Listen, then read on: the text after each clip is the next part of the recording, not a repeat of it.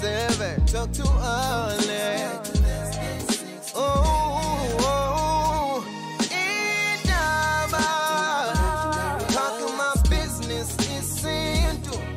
Nazo zonke indaba zabasha. Indaba. Yes, compliments of 2024. I hope ukuthi kuzahamba kahle uphumlile. Welcome to Indaba on Kekasi. I hope you are enjoying ukuthi for the first time this year uzokwazi ukuthola ke show yakho Indaba since December besingavalile. I understand ukuthi khona block party on air but not is corner here.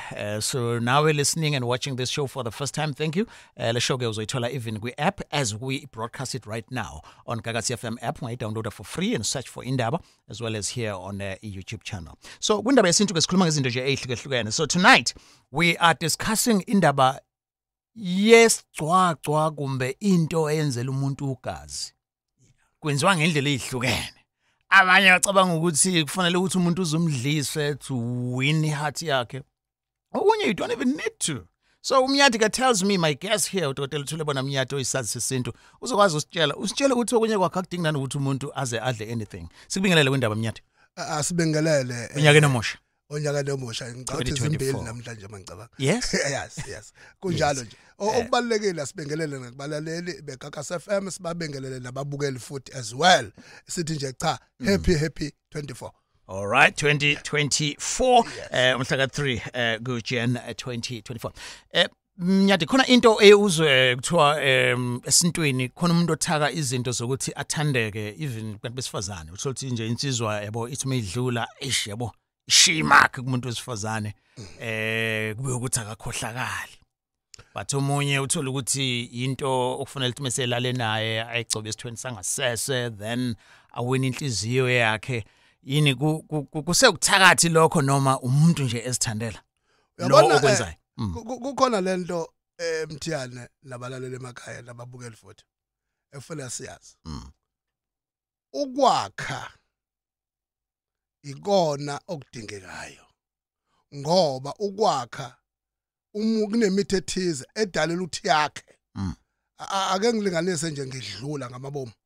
Uma ushadile Mthiyane na umndeni wakho uyabhedla uyabona impela hayi sekuphika phela impela ngawo.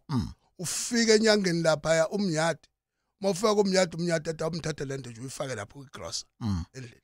Unje fa kwigross. Sikathi uyifaka kwigross ngesikhathi bepheka bona bayiphekela lelidlise lakha la ekhaya manje. Shuthi wakhizi kokabo. Oh inhloso ukwa. Uyayibona into ngisho.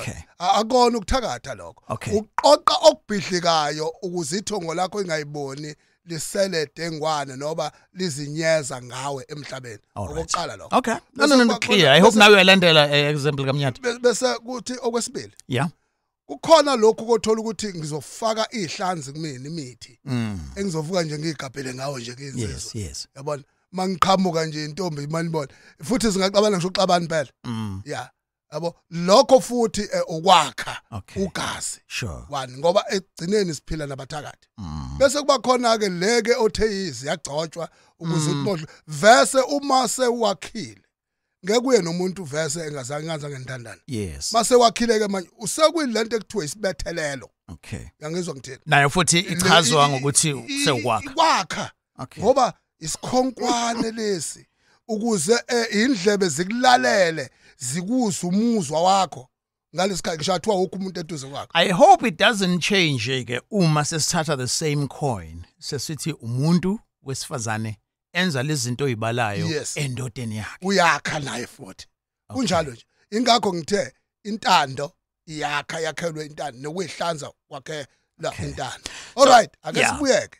Sicabanga ukuthi ke uma usuya kwabanye futhi abantu besifazane. Bakhona bakha ngenhloso embi nowesilisa akhe ngenhloso embi. Manje nje mnyathi we do know today ekutheni singama Africa. Kuyenzeka ukuthola wesifazane ukwi relationship nomuntu but acceptile ukuthi akuyeyedwa. Yes. Whether akashadwa or sekushadiwe. Yes. So lo wesifazane uma ezozenza ukuthi indoda ibheke yena kakhulu kunomna kwabo kusachazwa ngokwakha lokho noma akona ukwakha sokukwakha sakubhidliza kwenye indawo. Ekutheni ibheke wena yedwa. Yes, uselfish ke ngalo ndlela. Ngoba nithathwe nabasesithenjini nobabili nizokwakha umuzwa kaMthiyane la nobabili. Akusekho isidingo sokuthi wena ube ugombela kwesakho uma umuntu wesifazane. izenze wena ukuthi indoda mayifika kuwena izizwe icomfortable bese futhi uyidedele iye kumasibanibani nakhona izizwe icomfortable ukuze inhloso yethonge lithaka athatha isithembu la ekhaya ifeze. Ngiyafisa ukuthola ama comments akho, please abhale khona la nama questions as well, especially yendaba what a way to kick off unyaka umusha 2024. Namhlanje sikhuluma ngendaba yemithi uthi umnyadi eyokwakha uma umuntu esuke ufuna uthandeke kwathandeka kuye kumbe khona amfunayo bese bakhona ke le eyokubhidliza.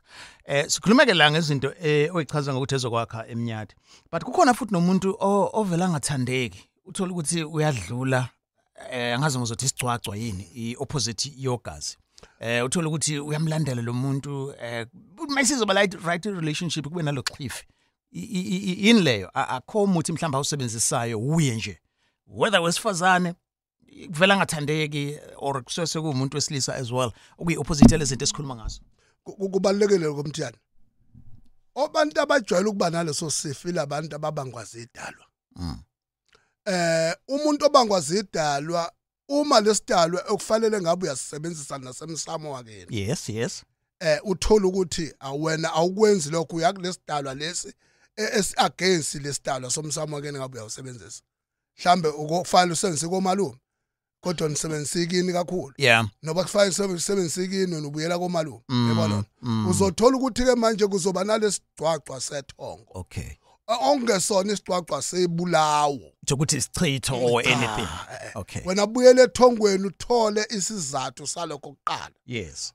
Emva kwalokho sizophela leso sicwaqwa. Yinye into ongayiyela enyangeni noba kumthandazi noba sisangomeni. Ngoba ngesikhathi kulwa lamathongo phezukwakho verse kusala umuzwa wesichitho ke manje ngaphakathi lesethongo hayi lisebulawo. Kodwa ke mnyadi sengimane ngiyayibuzela akukho yini kanti ukuthi awudinge muthi uwe nje nangendlela mhlambe ipersonality yakho okuyiyona that will sell you, you will always stand out ungazange usebenzise umuthi. Ayikho into enjalo yokuthi asidinge imithi uwedwa nje. It's how you treat people, it's how you love and like yourself. Ukuba khona kwakho people smile without ukusebenzisa umuthi. Bakhona abantu abanaleyo nhlanhla njalo kokudalwa kwabo nje kodwa uba naleyo nhlanhla njalo uma engekho umuntu okushaya abusululo ngekho ubalo. Okay. Elizoloku lidicelela phansi ngesichitho wena ubungaboni egcineni uthola ukuthi nje wena uyisoka nje la uqhamuka khona. Abesilisa bahleka balale phansi, abesifazane bahleka bazibalale phansi. Uyisoka lesifazane yabo ama-outi akulandela yakufuna. Khala makhwela makudlula wena. Kodwa kanti egcineni leyo nto isidalwa esuke sihamba nawe esuke siclean ihlambulukile. Okay. Uyangizwa ngithini?